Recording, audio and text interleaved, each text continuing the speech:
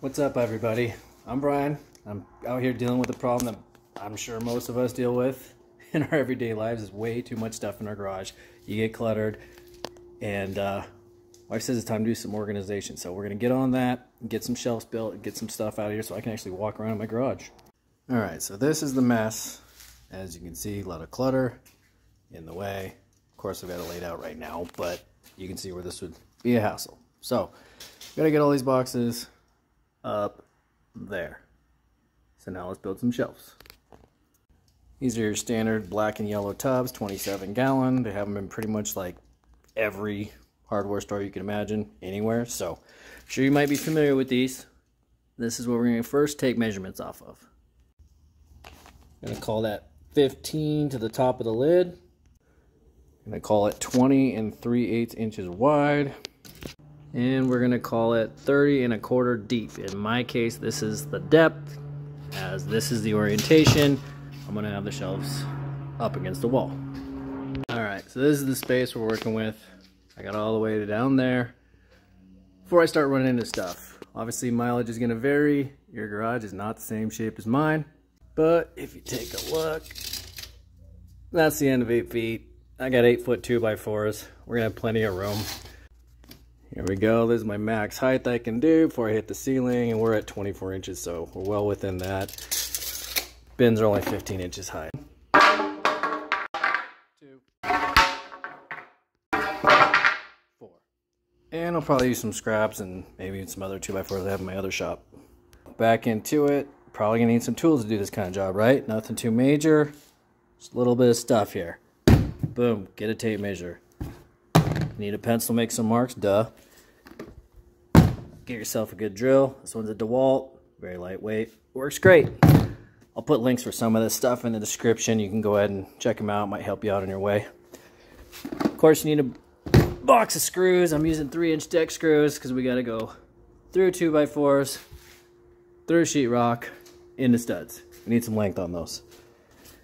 I don't really need this in this case because as you can see where all my studs are based on the drywall screws, but you might not have that luxury, so go ahead, do yourself a favor, get one of those, get yourself a level. Not super imperative. It's not like we're making NASA parts here, we're making some shelves, but come in many varieties. You're gonna need that one, or handy dandy little ones. This one's Milwaukee. It's got a magnet on it, works good. Again, I'll link some of this stuff. When you're trying to line up how much distance you have from the ceiling, in my case, I've got just a shade over, it's like 24.5 inches. So we'll just call it 24 to be safe. And you're gonna get eaten up a little bit by some of this, and just be cognizant that a 2x4 is not a 2x4. You got 3.5 there, you're gonna have 1.5 inches there, boom. So when you go to set this up as the base for your shelf, you see how much you're gonna eat up there. In this case, it's close to 5 inches. Here's our space we have to work with above this doorway, taken off of that 24 inches minus the 5 inches that we're going to have boop, right there. As you make your base, we've got a gap of 19 inches of leeway in the middle. So I don't want to have it right up against this top of the jamb. I'm going to run it like 2 inches up. That's probably 2 inches. 2 inches off the ceiling. And we're going to sit like right there. So this is what I was talking about, just for guesstimation purposes. There's your 2 inches. It's actually a little more, whatever. Again, we're just building some shelves here, people, and these are just to get me aligned so I can run it all the way down there, throw a level on top, boom, tack it in. Okay, not so pro tip. So when you go to get this thing all mocked up, you're holding an 8-foot 2x4, stand on a ladder, holding your phone, trying to make a YouTube vid. Gets a little tough sometimes, so go ahead, throw that block in there. I know it's only 1.5 inches. It's not quite 2 inches, but whatever, it gets you close. You can make your marks over here up the wall, get your screw set in there. We're obviously not going to have it hanging in space there, but we'll get that over there and you'll see what's going on when we get this driven in. That's kind of what I'm talking about. We're balanced over here on the block. I'm holding it with a thumb. Boom. That's about how much I want it to overhang from the corner of that doorway.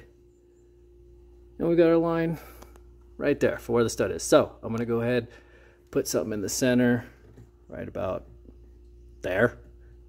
We'll get going.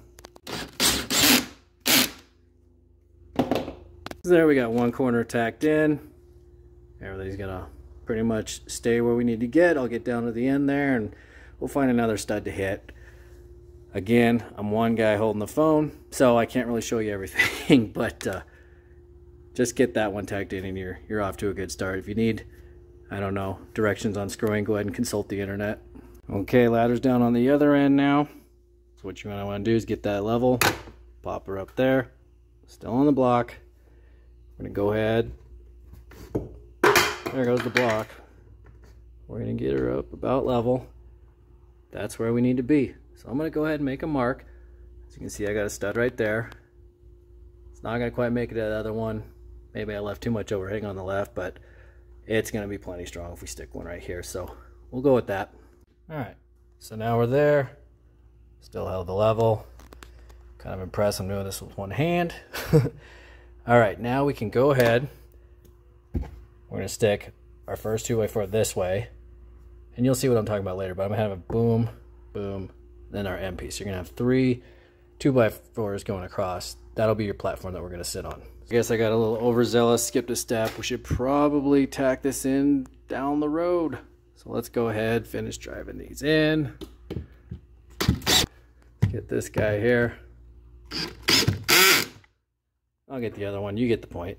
All right, so that's what we got up to this point. Next step, get your next 2x4, and this time get your second ugliest one, because we are going to take that stuff. I know I said they're just shelves, but let's go ahead and bury that on the back side up against the wall where no one's going to see it. Something I should have mentioned earlier when I was talking about the tools, do yourself a favor, get some clamps like this.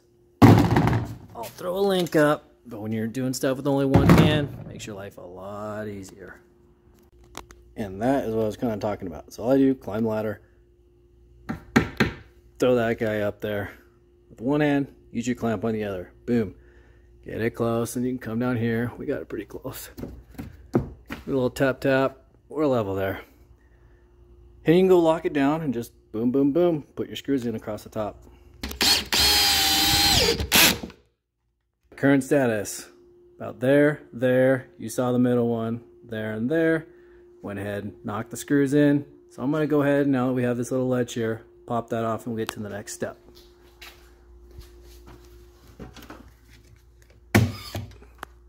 Just to kind of circle back what I was talking about earlier with that extra space we were trying to leave.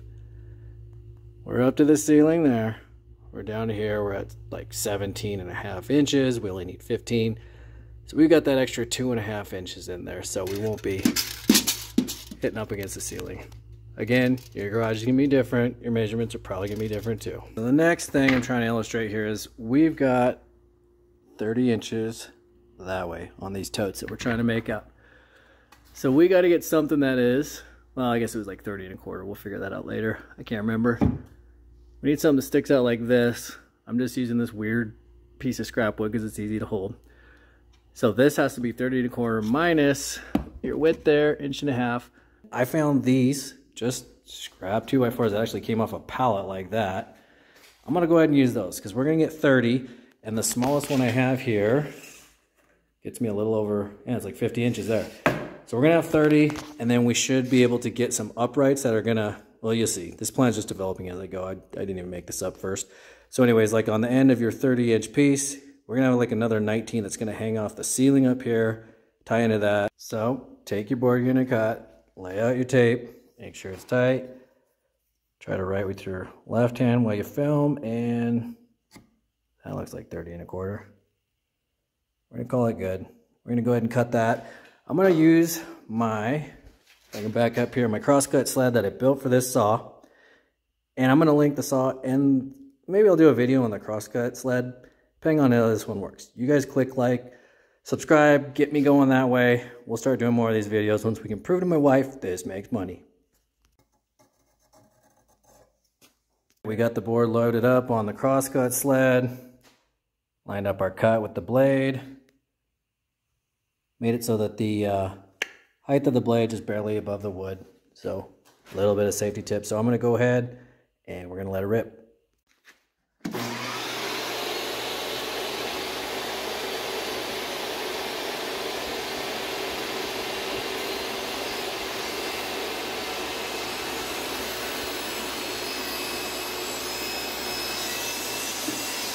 Boom, we're right on 30 1/4. Everything's straight. On to the next. We're gonna go ahead and cut that off, clean it up a little bit, and we'll kind of repeat the process here. There you go. 3 nice, even cut pieces. Well, it's not nice wood, but they're cut nicely anyways off the SAWSTOP. Pew! Save your offcuts. We're gonna mess with those later. Next step up we're gonna use is, boom, Kreg pocket hole jig. Kreg pocket hole jig drill bit, whatever you want to call it. We're gonna use that. That'll make some nice diagonal, kind of go on that angle, pocketed screws, holes that are gonna drive into what we have set up there with our cleat and our platform. I am not gonna use pocket hole screws on this because it doesn't matter. And I want a little extra length to get in there for strength. Probably do the same thing on the other end. I don't know, I'll decide when I get there. And then this side, when we have vertical pieces like that, they're gonna tie up all the way to the ceiling. Okay, if you're not familiar with Kreg pocket hole jigs, this is the little cheapy easy guy. Very easy to use. This is what you gotta look for right there. Hope you can see it. 1.5 inches. That's gonna be the thickness of your material you gotta set it up for. Then you also gotta set it up where that little set screw and that little bearing, I don't know what you call it, I think it's a bearing, whatever, where they ride, you gotta, there's a plastic jig. You put the end of the drill bit in there, and then the length, it goes up to that collar right there. Collar, that's the word I was looking for. That length has to match up, so you're 1.5 inches there. I'm still gonna use these 3-inch screws, and everything's gonna work out fine, you'll see. So that's what it looks like when you get it hooked on the board. Basically just a vice grip, hold your little jig in place, load that onto your drill, run it in there, zoom, zoom, there you go. Holes are drilled. Sorry I can't show you everything, but I'm a one-man show here. I only got 2 hands. That's what you're left with. So now we're gonna go ahead, take our screws, run them through the holes, drive it into the wall, or excuse me, into our ledger board, then into the wall. So this thing's evolving, but this is basically what I ended up with. I think it's gonna work good. So first, I guess I'll take you over to this side. That's where I put those pocket hole screws, which are actually just decking screws, in a pocket hole. Drove those in, then I went back over to here. Oh yeah, did the clamp trick again to keep it in place. Then I put an extra screw down through there. Boom, just a little extra strength. So anyhow, this is going to get tied in with another whole 2x4 going all the way down there, another 8 feet. Other side too, going to complete our box. This guy's holding up all your weight, and that's your strength right there. And then on this side, imagine my arm as a tie-in. Imagine it goes all the way to the ceiling. Boom. That's what we're going to do for strength up there. So now we just repeat the process with our 3 boards we cut there. We already did. Boom on the end. And boom, right there in the middle. Boom, boom. Making these upright tie-ins that are going to give us our support that way.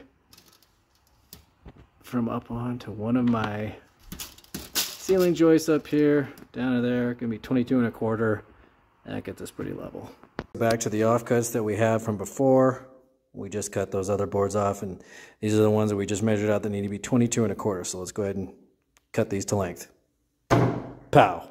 For tying those uprights onto the ceiling, I'm just going to screw these to the ceiling, those joists, boop, and then that vertical one is going to go into the side of it. And we're going to be anchored up there. So all I did was just boop, boop, boop, lay those out, nice and simple. So we're going to make 3 of those pieces off of this offcut as a pattern. Now you can kind of get the idea how this is shaping up. I went ahead and just, it's hard to do this, boom, boom. Put 2 screws to tack that there. Run this up to the ceiling. That's where it's going to sit. And that's where this guy comes into play. So we're going to tie those 2 together. I'll show you how. And I put that screw in there. About to drive that one. We're connecting to this. Okay, there we have it. So now you can see kind of better probably from this side what I was talking about. But you got an anchor there. Screws go in that side with this upright to anchor it there. Screws in this side. Anchor that there. Ooh, one poked through a little bit. That's okay.